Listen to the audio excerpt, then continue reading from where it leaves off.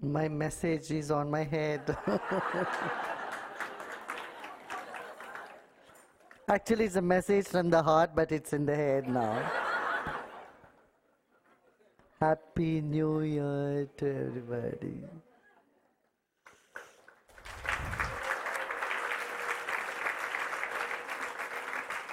Ah, 2015. Twice a day become empty and become one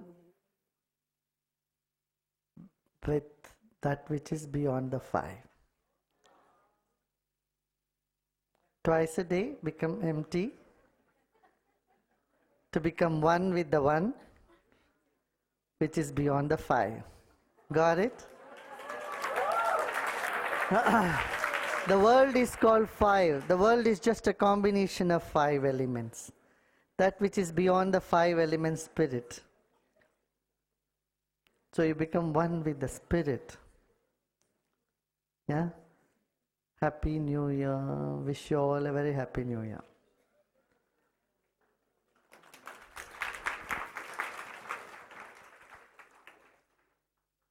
Now I salute the time. For time is greater than mind. It's a time which influences the mind. It's the time that makes a pauper a prince and a prince a pauper. It's a time which makes someone, a stupid guy, to be an intelligent one. And it's a time which makes stupid things happen through an intelligent guy also. So it's a time which makes friends and which break friends. It's time which creates peace and which creates war. So time is greater than mind, so salute the time. But I tell you, is there something bigger than time? Yes, the spirit moves the time. It's the spirit which is beyond the time, that which can move the time, which can change the time. So, as long as you are in your mind, you are under the thumb of the time. But when you realize you are the spirit, the one beyond the five, then you move the time. Got it? Got it? Got it?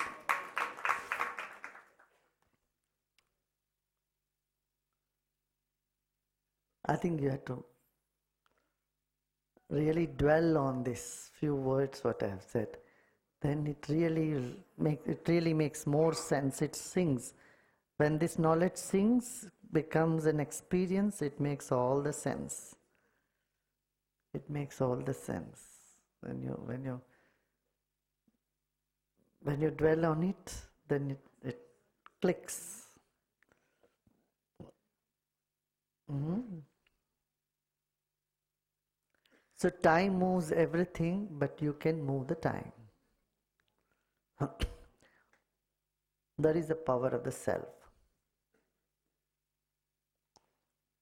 And it's freely available, yet inaccessible. It's available, yet inaccessible.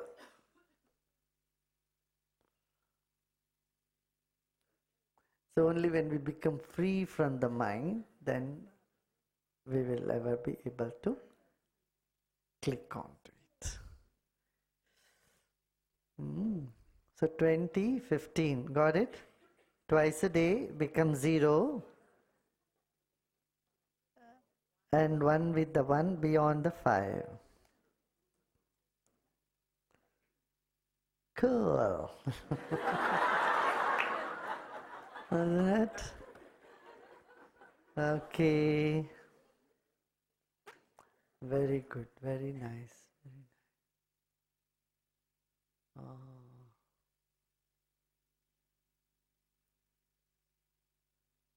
Very good. Happy New Year. In this new year, now let's resolve to build trust in ourselves. The trust that only the best will happen to me. The trust in ourselves that only the best will happen to me. And then trust in the society that goodness will prevail in the world. What?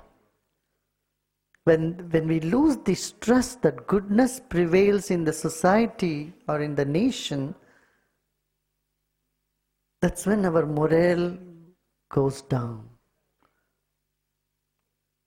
But when you have the trust that good will prevail in the society, in the world, your morale will be up.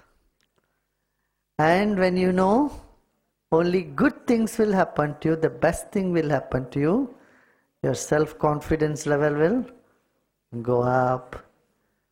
So let's keep these two dimensions alive in our life in this 2015. Let this be your resolution.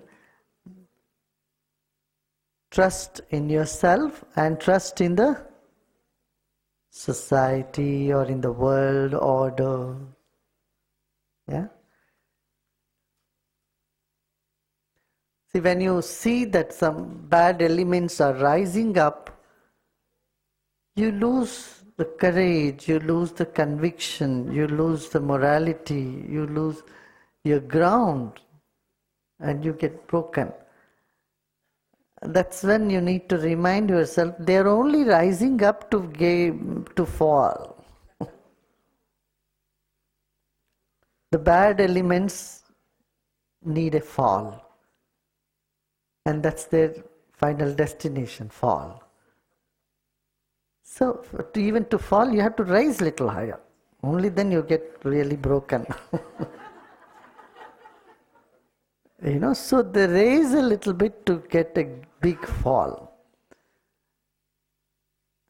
And if you are convinced of this truth, this reality, nothing whatsoever, no event can pull you down, no event can demoralize you, and no nervous breakdown can happen, nor will you ever have heartbreaks. You know that, okay? So your morale becomes very strong with this conviction. What do you say? Right? See, every event creates some knowledge and emotion. Often events has some lessons to teach you and also creates along with it some emotions. What we normally do, we don't learn from events. In fact, we don't learn at all. But we carry on the emotion. And the emotion as a scar or as a craving haunt us. Knowledge is not learnt. So you are left with the baggage of emotions. If it is positive also, or positive, negative, whatever it is going to bother you in the present and the future. The stronger the craving or pleasurable experience you have had, the more painful it will be in the present.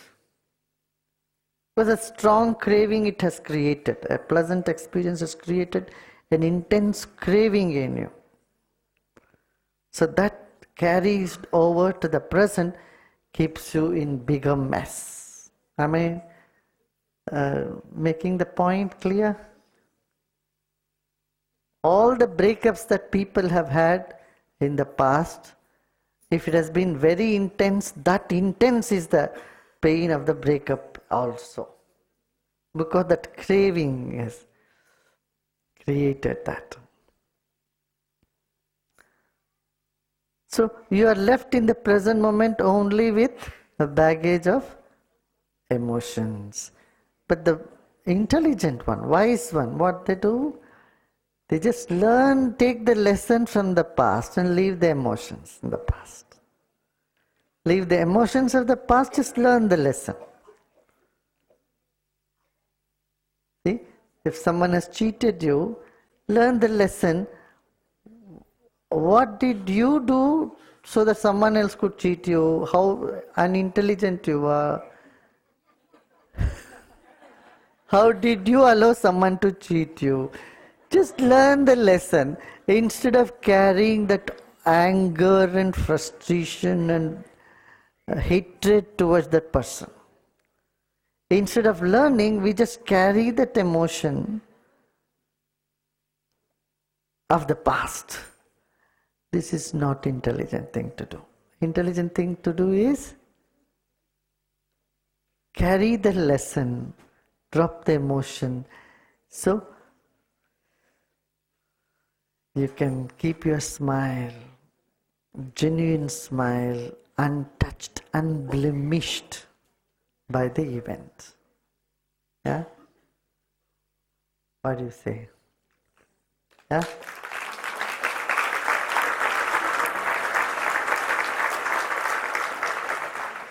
You can keep your spirits high.